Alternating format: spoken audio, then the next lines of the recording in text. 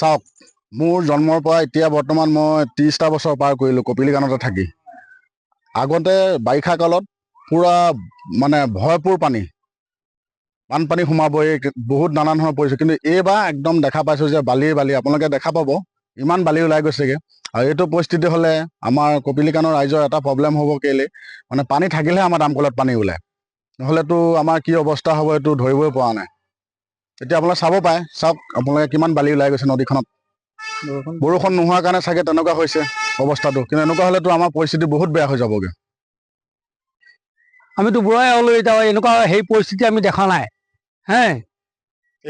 এইবাৰে প্ৰথম আমি দেখিছোঁ।